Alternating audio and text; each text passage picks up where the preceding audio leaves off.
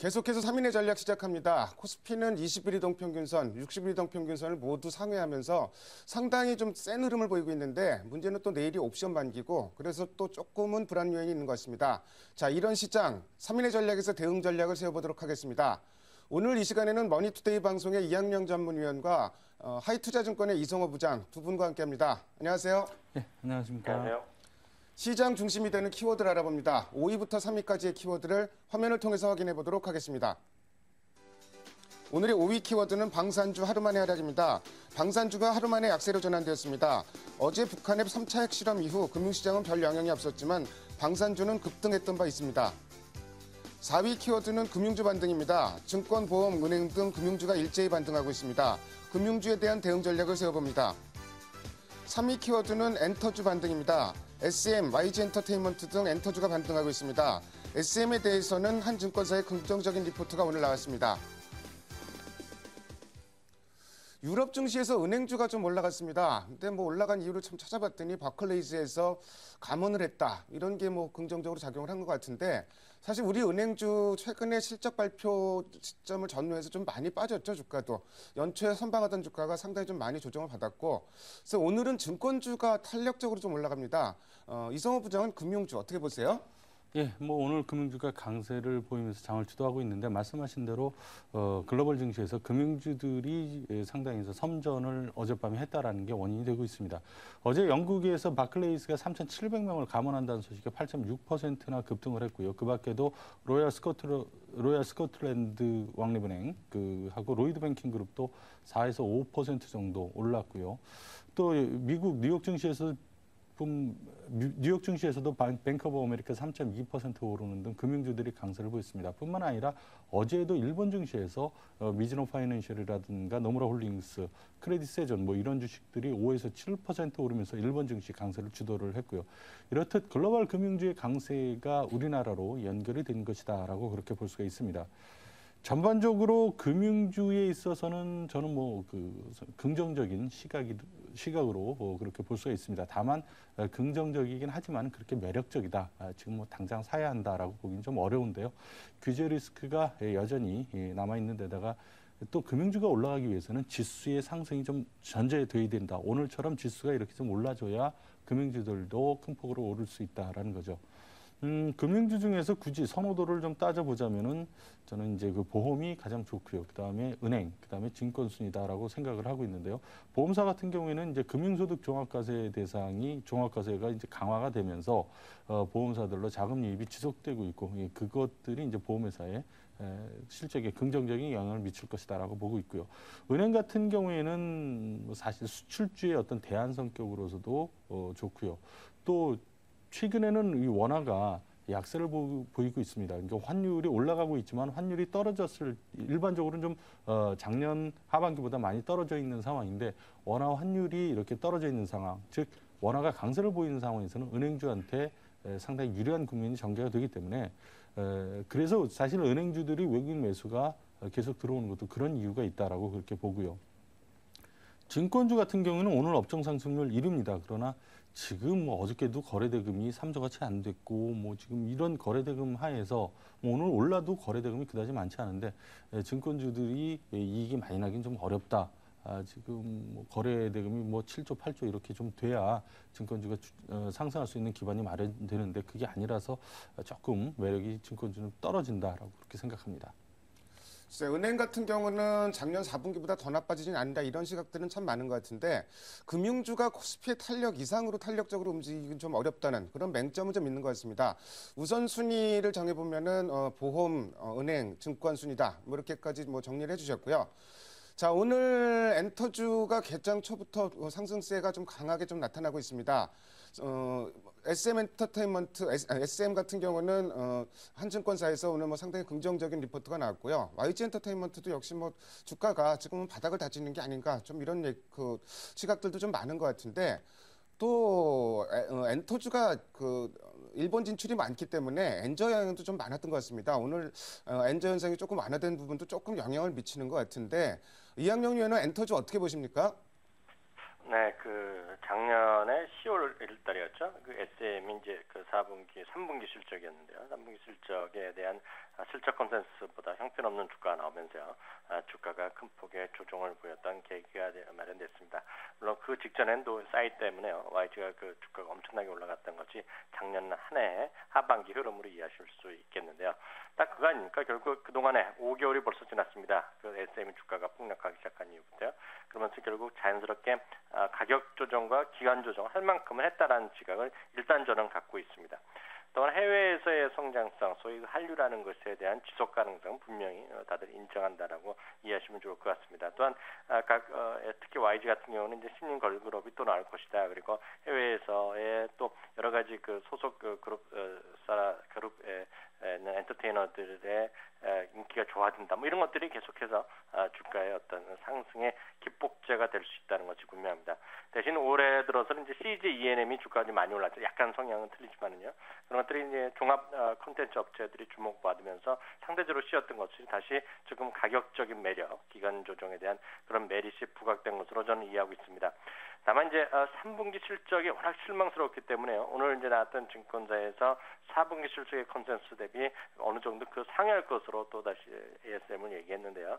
모르겠습니다. SM은 지난 몇 달 동안 똑같이 말씀드렸다시피 1분기 실적 지금 제시되고 있는 실적 컨센서스를 맞춤으로 인해서 그동안에 나왔던 정말 실망스러웠던 그리고 신뢰를 훼손시켰던 그런 것들이 해소된다 그러면 주가 좀 상승 요인이 있겠지만 일단은 그것을 확인해야 되는 어떤 시기적인 특성이 있다는 생각하고 있고요. 그런 관점에서 여전히 성장성이나 물론 수익성은 SM보다 어떤 비교적으로 보면 상대적으로 비싸다고 할 수 있겠지만 여전히 YG 엔터테인먼트를 1순위로 들이고 싶고요.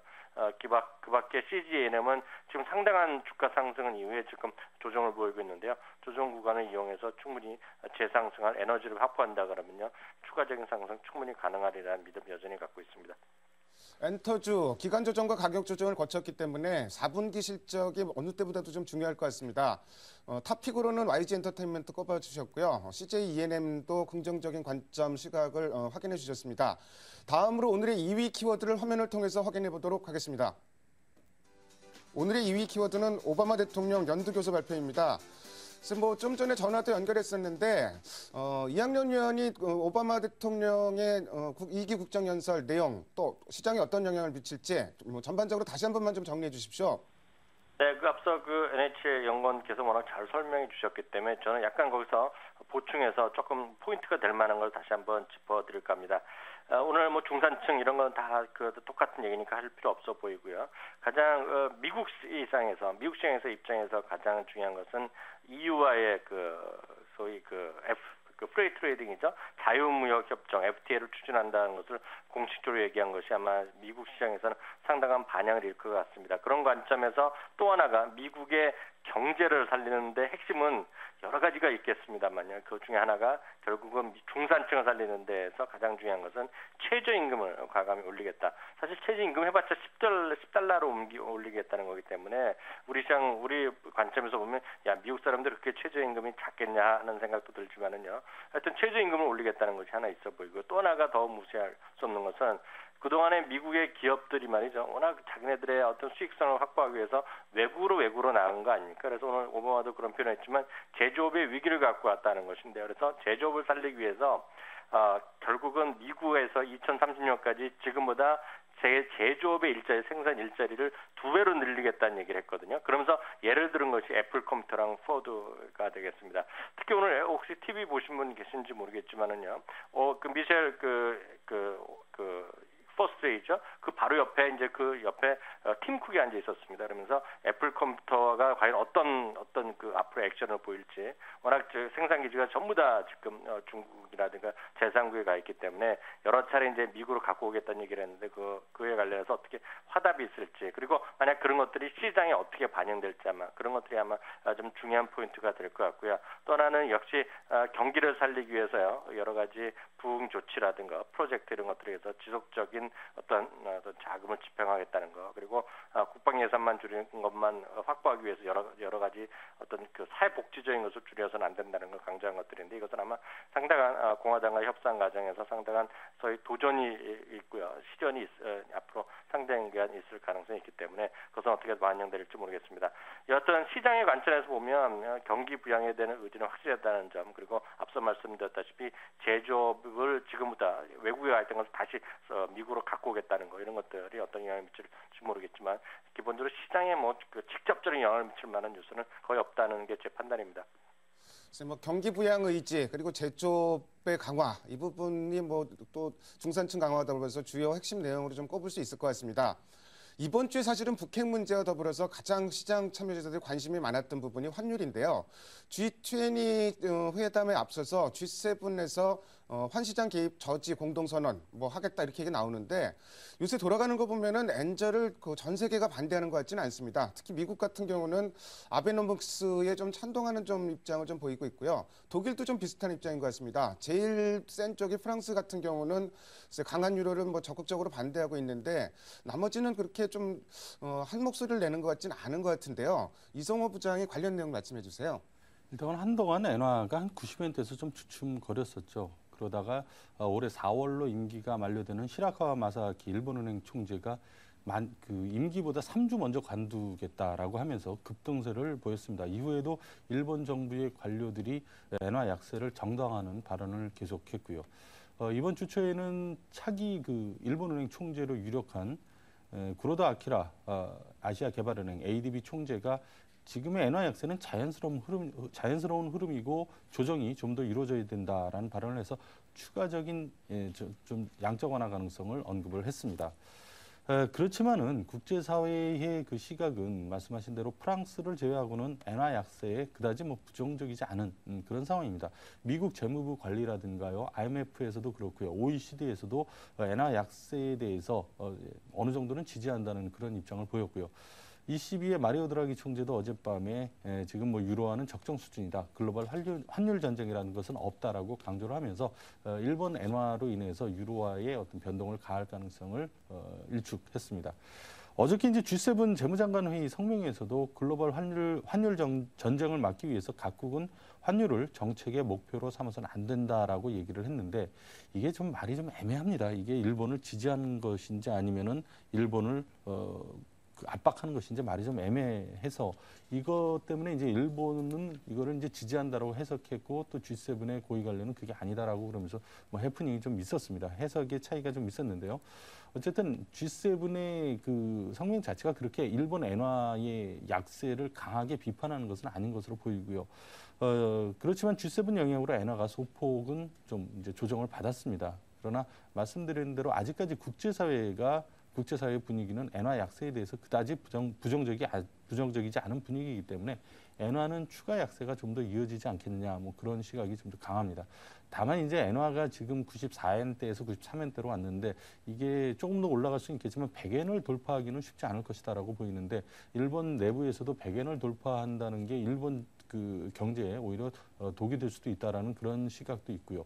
국제사회의 움직임도 아직까지는 좀 그렇지만 100엔을 돌파하게 된다면 압박이 상당히 강해질 수 있기 때문에 100엔 돌파는 좀 어렵다. 그래서 올해 한 중반까지는 95엔대 후반 정도에서 95엔에서 100엔 사이에서 좀 움직일 가능성이 높다라고 그렇게 생각이 됩니다. 일단 달러 엔 환율 오늘 1% 가까이 떨어지고는 있습니다. 그렇지만 국제사회 분위기를 보면은 엔화가 급격한 강세로 돌아설 가능성은 아주 희박한 것으로 보여지고요. 다만 엔화의 어떤 변동성 이거 자체만 축소돼도 우리 시장은 좀 부담이 좀 덜한 게 아닌가 좀 이런 생각도 동시에 듭니다. 다음으로 오늘의 1위 키워드를 화면을 통해서 확인해 보도록 하겠습니다. 오늘의 1위 키워드는 장중 1970포인트 회복입니다. 그래서 뭐 이 앞서서 다우지수, 나스닥 지수는 빠졌는데 다우지수, S&P 500 지수는 5년 만에 최고치를 기록했는데 골드만삭스에서 단기 전망을 중립으로 좀 하향 조정을 했습니다. 단기 전망이라는 걸 다시 한번 좀 기억하실 필요가 있을 것 같고요. 요 관련된 내용들 이학년 의원이 좀 정리해 주시고 대응 전략도 말씀해 주세요. 네, 그 말씀하신 대로입니다. 골드만삭스가 단기적인 시각, 여기서 말하는 것은 3개월 정도의 목표를 갖고 있는 것인데 이것에 대한 것을 중립으로요, 목표 의견을 전반적으로 내렸고요. 이것뿐만 아니라 미국뿐만 아니라 전 세계의 글로벌 주식에 대한 비중을 좀 낮출 것을 권고하고 있습니다. 그것은 다른 이유가 있는 것이 아닙니다. 그동안 주가가 꾸준하게 단기적으로 상승했기 때문에 단기적으로 보면 어느 정도 차익 매물을 좀 소화할 기간이 필요하다는 정도의 의미라고 보시면 좋을 것 같습니다. 왜냐하면 여전히 12개월의 목표에 대해서는요, 여전히 긍정적인 의견, 즉 비중 확대 의견을 유지하고 있다는데 일단 유의하시면 좋을 것 같습니다. 특히 골드만삭스의 CEO는요, 보다 좀 적극적인 얘기를 하고 있는데요. 장기적으로는 지금 주시장을 매우 희망적이라고 의견을 완전히 바꿨다라고 이해하시면 좋을 것 같습니다. 아시다시피 골드만삭스는 그동안 작년까지 해서요, 특히 1월 초까지도 미국의 주시장에 대해서 상당히 보수적으로 대표적으로 봤던 곳인데 이것이 의견을 완전히 바꿨다고 이해하시면 좋을 것 같습니다. 다시 한번 확인드리지만 매우 희망적이라는 의견을 비롯했고요. 그 이유로 한 두세 가지를 제시하고 있습니다. 첫 번째는 여전히 초저금리 상황이라는 얘기를 하고 있고요. 두 번째는 경제의 밑바탕이 상당히 안정적으로 회복되고 있다는 얘기를 하고 있고요. 세 번째는 누구나 저 자신도 많이 코멘트를 해드렸던 것이지만 부동산 시장의 회복에 대한 믿음, 이것이 세 가지가 결국은 주시장에 대한 강한 상승의 어떤 밑바탕이 장기적으로 될 것이다. 그러면서 이런 말까지 했습니다. 주시장에 지금 강세장으로 가기 위해서 상당히 지금 분기점에 와 있다라는 의미를 얘기를 했다는 것만 보더라도요, 시장에 대해서 상당히 좀 긍정적으로 보고 있다라고 이해하시면 좋을 것 같습니다. 다만 그 시장에 관해서 우리 시장에 관해서는요, 미국과 완전히 지금 여전히 커플링이냐 디커플링이냐 논쟁이 많이 있지만 저는 우리나라 시장에 대해서는 단적으로 이것만 말씀드리고 싶습니다. 여전히 우리 시장은 일본 시장에서의 첫 번째, 일본 시장에 특히 환율 시장에 상당히 주목을 하셔야 됩니다. 앞서도 얘기가 나왔지만 일본 엔화가 갑자기 강해지거나 그럴 가능성은 거의 없기 때문에 최소한 우리 입장에서 보면 일본의 약세가 시간이 잠시라도 좀 멈추면서 좀 진정되는 것이 최소한의 필요 조건이라고 말씀드렸는데요. 그것에 대한 기대감이 여전히 좀 오늘 좀 반영되고 있다. 최근에 반영되고 있다 보시면 될 것 같고요. 두 번째는 외국인의 매수 전환입니다. 이것은 장기적으로 여전히 뱅가드 펀드의 어떤 압력 분명히 있는데요. 분명한 것은 지금 3, 4일째 외국인이 조금씩 이건 많건 사고 있다는 것이고요. 그보다 중요한 것은 계속 제가 말씀드렸던 지난주부터 그 전주부터 말씀드렸던 대로 1940선이 상당한 중요한 선이었는데요. 오늘을 제외하더라도요. 어저께까지 5일째 지금 시장은 1940선 언저리에서 지지되고 있다는 것은 상당히 기술적으로는 의미가 있다는 생각을 갖고 있습니다. 그렇기 때문에 오늘 오전에 제가 1960 넘으면 단기적으로 보시는 분들은 투기적으로나마 조금 다시 한번 외국인 사는 주식 한번 사봐도 될 것 같다고 말씀드렸는데 오늘 이제 매수하지 못하셨다면 내일까지 기다리시는 건 상당히 좋죠. 왜냐하면 내일은 옵션 만기일때이기 때문에 너무 성급해 하실 필요 없겠지만 기본적으로 보면 역시 앞서 말씀드렸던 대로 엔화의 움직임, 그리고 두 번째는 외국인의 움직임, 이 두 가지만 보고 대응하시면 좋을 것 같고요. 한 가지만 더 말씀드리면 오늘 시장의 의미는 증권주 이런 데서 찾으면 의미가 전 상당히 힘들다 보고 있고요. 중요한 것은 오늘 상당히 강한 것들, 종목 중에서 금융주들 중에서 강한 것들이 뭔가를 좀 봐주셔야 됩니다. 제 눈에 띄는 것은 현대제철이 좀 강해 보이고요. SK이노베이션 같은 게 강해 보이고 롯데케미칼 같은 것이 강해 보입니다. 아마 그런 것들이 시장이 정말 돌아섰을 때 좀 먼저 달려가지 않을까 그런 생각이 드네요.